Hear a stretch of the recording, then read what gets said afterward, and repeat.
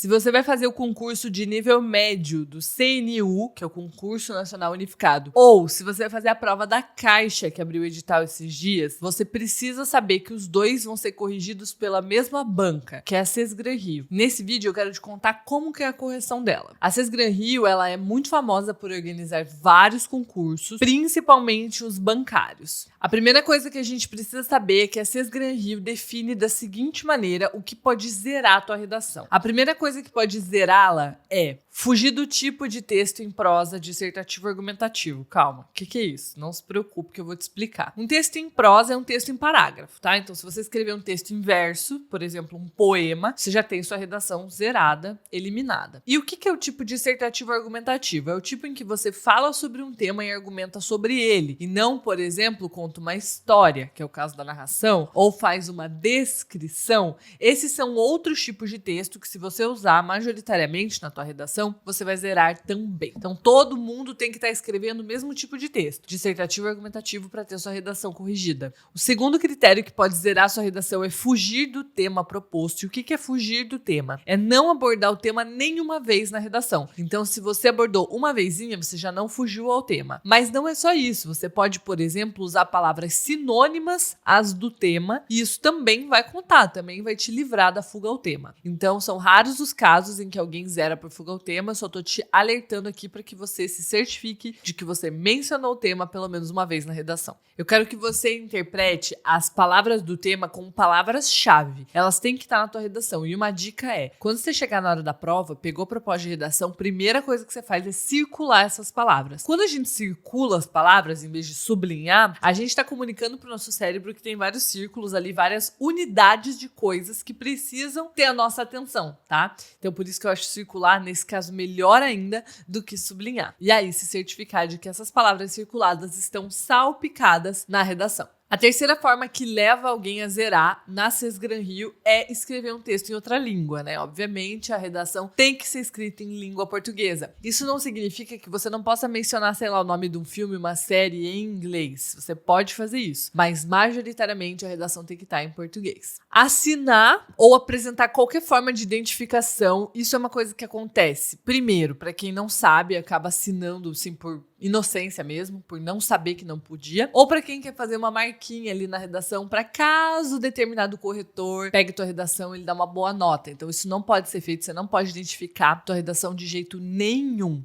nem sem querer, nem por querer, vai levar nota 0 de qualquer maneira. E escrever a lápis a redação em parte ou em sua totalidade. Então a minha dica é, nem leva lápis, tá? Leva só a tua caneta, mais de uma caneta, né? Por quê? Se você tá no rascunho fazendo a caneta, você errou, você pode rabiscar, não tem problema. E na hora de passar limpo, já tem que ser a caneta de qualquer forma. Então, é melhor você ter só a caneta na hora da prova. Agora vamos conhecer os 5 critérios mais comuns em provas da Sesgran Rio. Lembrando que sempre os critérios vão estar no edital. Então, o edital do CNU já tem os critérios, eu já fiz um vídeo aqui sobre isso. O edital da Caixa tem os seus critérios também. O que eu vou apresentar aqui é o que a Sesgran Rio costuma cobrar, porque aí qualquer prova da Sesgran Rio você já vai saber como fazer. O primeiro critério mais importante de todos é a adequação ao tema proposto. Por quê? Você pode fazer uma redação brilhante, mas se ela for sobre outra coisa, sobre outro tema, não valeu de nada. Então, se você fugir totalmente do tema, você zera. Mas se você não fugir, você ainda assim vai estar sendo avaliado nesse critério. Então, tem pessoas que têm mais adequação ao tema e menos adequação ao tema. O que é uma adequação ao tema nota máxima? É uma redação que menciona as palavras-chave, lembra que eu te falei as palavras do tema em vários momentos do texto, tem a tua argumentação conectada a isso o tempo inteiro, escolhe repertórios que tem tudo a ver com isso, ou seja, é como se o tema fosse uma espinha dorsal, que faz com que a gente consiga andar, se movimentar, é a mesma coisa na redação. Vamos ver um exemplo de uma redação com uma boa adequação ao tema? Olha só. Essa redação é de um aluno meu dentro do Método LP Concursos, que é o meu curso de redação para concursos. Todos os concursos que você for fazer, você pode entrar lá, desde que eles cobrem dissertativo e argumentativo, tá? Ele começa assim: necropolítica é um conceito filosófico que faz referência ao uso do poder social e político para decretar como algumas pessoas podem viver e como outras devem morrer. Nesse contexto, observa-se que os sistemas políticos brasileiros interferem significativamente especificamente na distribuição desigual da oportunidade de viver e morrer no sistema capitalista atual. Desse modo, nota-se que a intensificação da necropolítica social no Brasil está intimamente ligada à injustiça e omissão governamental. Esse parágrafo tá perfeito, tá usando todas as técnicas que eu ensino no método LP, mas eu não vou falar sobre isso agora, só sobre adequação ao tema. O tema nesse caso é a intensificação da necropolítica social no Brasil. A gente precisa usar nesse caso duas palavras-chave: intensificação e necropolítica social, né? São três, mas necropolítica social tá junto. Então, essas são as duas coisas principais. A gente vai mencionar o Brasil também. Eu sempre gosto de ensinar os meus alunos a mencionarem o Brasil para ter mais adequação ao tema, mas geralmente isso não é tão avaliado, tá? Então, a gente tem como se fosse uma hierarquia das palavras-chave. Tem aquelas que são mais centrais e aquelas que são menos centrais. Brasil é menos central. Mas olha só, ali na segunda linha ele colocou brasileiro, que é a mesma coisa do que pôr Brasil. Você pode pôr Brasil, sociedade brasileira, população brasileira, tudo isso tá valendo, tá? E necropolítica a gente tem duas vezes no primeiro parágrafo, intensificação tem uma vez no primeiro parágrafo e Brasil tem uma vez no primeiro parágrafo. A minha dica é que você faça exatamente isso que está sendo feito aqui, que você logo no primeiro parágrafo já entregue total adequação ao tema, porque aí você já mostra pro corretor que você cumpriu esse critério e ele já tá livre para corrigir os outros critérios, tá? Essa é uma dica muito boa para quem vai fazer qualquer prova que tenha redação. Facilite a vida do seu corretor. Deixe para ele claro que você cumpriu o que ele tá buscando ver se você cumpriu, para que ele possa terminar sua correção o mais rapidamente possível e partir para a próxima. O segundo critério, sempre avaliado pela Sesgran Rio, é adequação ao tipo de tema proposto. Lembra que eu te falei que se você escrever uma narração ou uma descrição, você zera? Beleza. Mas se você fizer um dissertativo argumentativo, tem formas de você fazer isso melhor ou pior. Tem formas de tua redação estar mais adequada ou menos adequada. Então é como se fosse assim. Se não tiver adequação nenhuma, é 0. Mas se tiver alguma adequação, ainda assim você vai ser avaliado. Isso ainda é um critério, tá? E isso vale também para a prova do Enem. Então é super comum. O que a gente quer nesse caso? É que todos os parágrafos da nossa redação sejam dissertativos e argumentativos. Então, não é um trechinho, não é uma parte. Se a gente vai contar uma narrativa, tipo, eu quero usar a narrativa de um filme para argumentar, isso precisa ser breve. Se eu vou citar um filósofo, isso precisa ser breve. Eu preciso gastar a maior parte do tempo dissertando e argumentando, tá? O terceiro critério, sempre avaliado pela Sesgran Rio, é coesão, ou mecanismos coesivos, mecanismos de coesão. Isso sempre vai ser avaliado. O que é coesão? São algumas palavras que conectam as ideias. Então, em vez de eu ficar toda hora pondo só ponto final e vírgula, eu preciso usar essas palavrinhas para conectar. Veja o exemplo dessa redação. Essa redação tem alguns conectivos. Em primeiro plano, na linha 5, nessa perspectiva, na linha 5, desse modo, na linha 7, em segunda análise, na linha 9, porém, na linha 10, visto que na linha 11 e assim na linha 12. Todas essas coisas que eu marquei em azul são o que a gente chama de operadores argumentativos, que é um tipo de coesão, na verdade é um melhor, é o mais requintado, mais prestigiado tipo de coesão. Inclusive, você já pode anotar essas palavrinhas para usar na sua redação. Perceba que quando eu coloco em primeiro plano, eu estou explicando para o leitor que eu vou trazer agora o meu primeiro argumento, então eu estou conectando as ideias. Eu não começo o parágrafo de forma seca, tá? Lembrando que aqui é o segundo parágrafo. O primeiro não, o primeiro eu começo de forma seca, porque você vai conectar o quê? Se não tem nada antes. Mas a partir do segundo, toda hora eu estou conectando as ideias por meio dessas palavrinhas. Quando eu coloco nessa perspectiva, eu estou trazendo para o leitor uma ideia de continuidade. Tipo, tá acompanhando o meu raciocínio? Então, beleza. Então, nessa perspectiva, a máxima de Martin Luther King, de que a injustiça num lugar qualquer é uma ameaça,